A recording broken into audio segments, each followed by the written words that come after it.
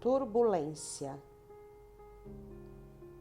Nesta vida carnal tudo é ilusão, não tem nada por trás dela, só um vazio eterno. A carne vive só de aparências, tudo nela é falso e passageiro. O propósito de Deus é a vida eterna para a consciência, e ele é regido por leis e princípio. A nossa parte é praticar o princípio, e a parte de Deus é a transformação. Uma turbulência interna, uma metamorfose existencial, uma mudança radical da água para o vinho. Temos que praticar o princípio e esperar pelo tempo de Deus. E cada gestação tem o seu período de transformação.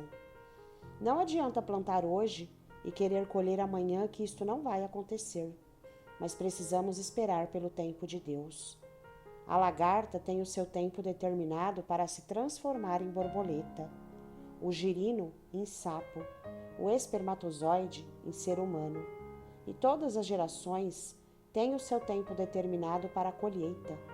Jesus disse: se caindo o grão de trigo na terra e ele não morrer, fica ele só, mas morrendo, ele brota, cresce e produz muitos frutos. Quando falamos do propósito da vida, ele se inicia com o nosso pai carnal produzindo nosso espermatozoide e termina com a nossa consciência no espírito no reino dos céus.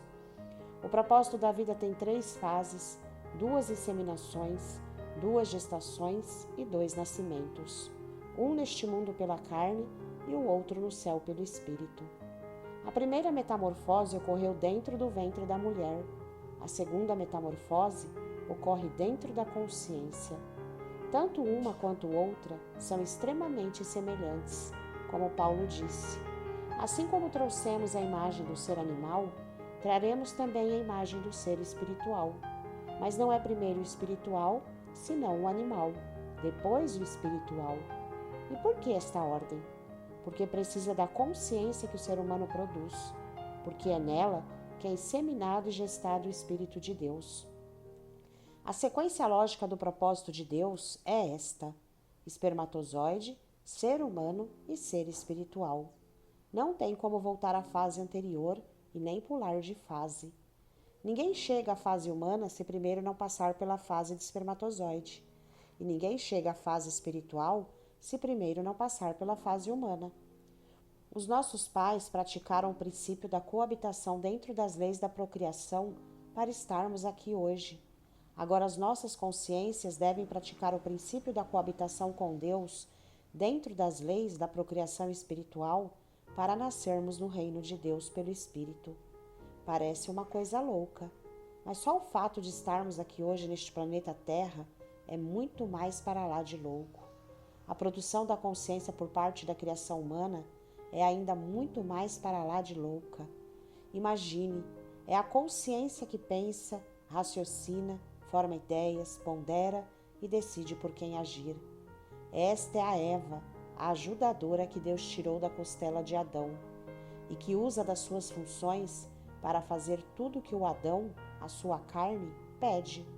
Mas o Criador Deus propôs uma nova aliança com a consciência, uma aliança eterna entre a consciência e seu espírito que ele mesmo nos assentou pela vida. A consciência deixaria de servir a carne e passaria a servir o espírito, como Paulo nos sugestionou, mortificar a carne na consciência e ressuscitar o espírito no lugar.